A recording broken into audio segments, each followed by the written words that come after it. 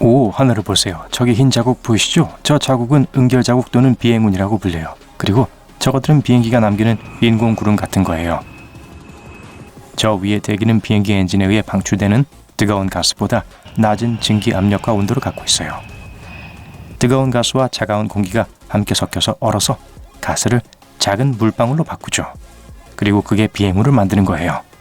여러분은 비행운의 모양에 따라 날씨를 알 수 있어요. 얇고 짧으면 날씨는 좋고 습도도 좋아요. 하지만 비행운이 길고 두껍다면 습도가 높다는 신호며 다가오는 폭풍에 대한 경고일 수 있어요. 가끔 비행운의 색이 있을 수 있어요. 대기 중에 형성된 물방울은 다양한 크기로 얼 수 있어요. 그래서 다 다른 파장으로 햇빛을 반사해 무지개 효과를 일으킵니다. 모든 색이 섞이면 흰색으로 보이고요. 그게 보통 비행운의 색이죠. 반면 몇몇 비행기 창문 위에는 작고 검은 삼각형들이 있어요. 삼각형은 비행기 날개가 가장 잘 보이는 좌석을 표시해 주는 거예요. 승무원들이 비상시에 엔진이나 슬랫 또는 덮개를 점검해야 할 경우 최대한 빨리 정확한 지점을 찾기 위해 이게 필요해요. 이런 식으로 작은 삼각형들은 비행기 승무원들의 시간을 많이 절약해주죠. 비행기 창에는 플렉스 유리 3장이 들어있어요. 여러분이 아마 눈치챘을 작은 구멍은 가운데 창에만 있어요. 그건 기내 내부와 외부의 엄청난 압력 차이를 조절해주기 위해 있는 거예요. 그것 덕분에 외부 창이 압력을 견딜 수 있는 거예요. 만약 바깥 창문이 깨지면 비록 구멍이 있는 가운데 창이 창문을 그대로 있게 유지해 줄 수 있을 거예요. 저 작은 구멍은 창문에 김이 서리는 것도 막아줘요. 비행기는 바람을 타고 이륙하는 게 아니라 바람을 거슬러 이륙해요. 비행기를 연이라고 생각해 보세요. 연을 날리려면 바람을 거슬러서 날리면 적이 날아가죠. 이건 비행에 작용하는 힘이 4개 있기 때문이에요. 양력, 중력, 추력, 항력. 양력은 공기의 속도가 연 밑에보다 위에 더 높을 때 발생해요. 그래서 아래 압력이 위 압력보다 높아서 연이 위로 밀려가는 거예요. 이게 양력이에요. 또 반대되는 힘도 있어요. 물체를 아래로 끌어당기는 중력에 의해 생성되는 힘이죠. 그건 중력이라고 불려요. 추력은 물체를 앞으로 밀어내는 힘이에요. 연 날리기를 생각해 볼 때 끈, 바람, 그리고 앞으로 나가는 동작에 의해 생성되는 힘이죠. 비행기의 경우 추력은 엔진에 의해 생성돼요. 마지막으로 항력은 추력에 반대되는 힘이에요. 그래서 연을 공중으로 날리기 위해선 양력이 중력의 힘보다 커야 해요. 그리고 공중에 머물기 위해선 4가지 힘이 균형을 유지해야 해요. 양력은 중력과 같아야 하고 추력은 항력과 같아야 해요. 비행기는 날기 위해 날개 위로 기류가 필요해요. 이 기류는 비행기의 엔진이 아니라 바람에 의해 발생됩니다. 기류가 강할수록 양력이 세지죠. 바람을 거스르는 것은 비행기 날개 위로 가는 공기의 흐름을 증가시켜 추가적인 양력을 더해 더 큰 각도로 이륙하기 때문에 더 짧은 시간 안에 더 높은 고도에 오를 수 있게 해줘요. 착륙도 마찬가지예요. 바람을 거슬러 착륙하는 것은 조종사가 더 짧은 거리를 가며 더 빠르게 하강할 수 있게 해줘요. 기류와 양력은 난기류의 원인이에요. 바람의 방향과 속도, 공기의 흐름은 항상 일정치 않아요. 100분의 1초 만에 가끔 순식간에 바뀌기도 하거든요. 그래서 한순간에는 양력이 많았다가 다른 순간에 양력이 적었다가 하면 비행기가 흔들리게 되죠. 그게 바로 난기류예요. 이건 전혀 위험하지 않아요. 단지 아주 변덕스럽게 바람이 부는 지역을 날아가고 있다는 걸 의미해요. 그리고 그게 다예요. 난기류는 비행기 뒤쪽에서 제일 심하니까 난기류를 무서워한다면 뒤쪽은 앉지 마세요. 상업용 비행기는 약 11,000m의 고도에서 비행해요. 추가적인 효율성을 위해 이 높이에서 나는 거예요. 이곳에선 공기가 덜 두꺼워서 저항이 적고 비행기는 더 빨리 날 수 있고 결국 연료를 덜 소모할 수 있기 때문이죠. 낮은 성층권에서 비행하는 것은 또한 새들과 비와 구름 같은 기후 패턴뿐만 아니라 난기류도 피할 수 있게 해줘요. 높은 고도는 효율적이지만 사람들은 저 위에서는 살아남을 수 없어요. 그래서 비행기는 내부 구조를 지탱할 수 있는 방식으로 디자인되었습니다. 창문은 구겨지지 않을 정도로 최대한으로 튼튼해야 해요.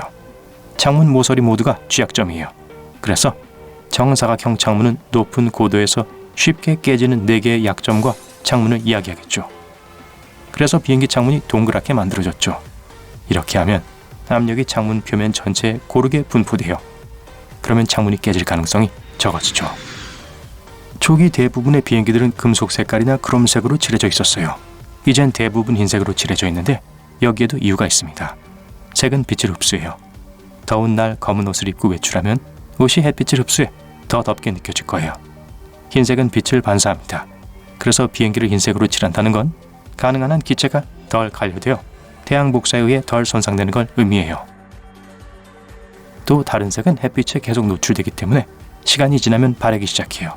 흰색 비행기는 더 오래 매력적으로 보이죠. 그리고 흰색은 항공기의 손상을 더 쉽게 발견할 수 있게 해줘요. 야간 비행을 해본 적이 있다면 비행기의 날개에 반짝이는 불빛이 있는 걸 눈치챘을지도 모르겠네요. 이런 빛은 여러 종류가 있어요. 날개 끝에 있는 빨간색과 초록색은 퓨즈 등이라고 불려요. 이런 등은 3개가 있죠.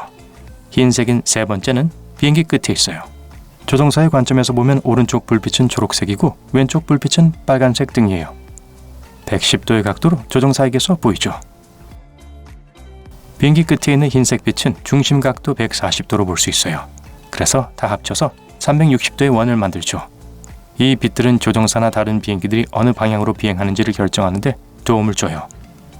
만약 조종사가 오른쪽에 녹색을 왼쪽에 빨간색을 본다면 비행기는 같은 방향을 가는 거예요. 만약 빨간색이 오른쪽에 있고 녹색이 왼쪽에 있다면 비행기는 반대 방향으로 가고 있는 거예요. 하지만 걱정 마세요. 두 비행기가 서로 마주보며 간다 해도 충돌하진 않을 거예요. 영국은 3차원이고 비행기들은 다른 고도에서 비행하도록 배정돼요. 항공교통은 비행기를 감시하고 비행기들이 적어도 서로 300m의 거리를 유지하도록 하게 해주는 운항관리사에 의해 관리되어요. 또 비행 고도 규정도 있어요. 서쪽으로 가는 모든 비행기들은 짝수 고도에서 비행해요. 예를 들어 34,000피트 또는 36,000피트로 가죠. 동쪽으로 가는 모든 항공편은 35,000피트 또는 37,000피트로 홀수 고도에서 비행해요. 이는 같은 방향으로 비행하는 비행기들 사이에 수천 미터가 있다는 걸 의미하죠. 하늘을 안전하게 공유하기 위해선 각각의 비행기는 특정 이름을 가진 자신만의 항공로를 따라가야 하죠. 비행기에는 비상시에 사용할 수 있는 낙하산이 없어요. 비행기가 물 위에 착륙할 경우에 쓸 산소 마스크, 구명조끼, 그리고 보트만을 갖고 있죠. 낙하산이 많은 생명을 구할 수 있을 것 같지만 실제로는 그렇지 않아요. 우선 기내에 낙하산을 싣는 게 효율적이지 않아요. 비싸고 무거워서 비행기가 연료를 더 많이 실어야 하거든요. 낙하산이 극적으로 도움이 된다면 말이 되겠지만 그렇지도 않아요. 상업용 비행기는 특히 수백 명의 사람들이 날고 있을 때 거기서 뛰어내리도록 설계되어 있지 않았어요. 다음 문제는 승객들이 낙하산을 사용하도록 훈련받지도 않았다는 거예요. 진짜 비상 상황에선 난생 처음으로 낙하산을 다뤄보려는 200명의 사람들은 엄청난 혼란을 일으킬 거고 전혀 도움도 되지 않을 거예요. 마지막으로 비행기가 날아다니는 높은 고도에서 뛰어내리는 것조차 안전하지가 않아요. 그래서 상업용 비행기에서 낙하산을 타는 건 진짜 고역일 거예요.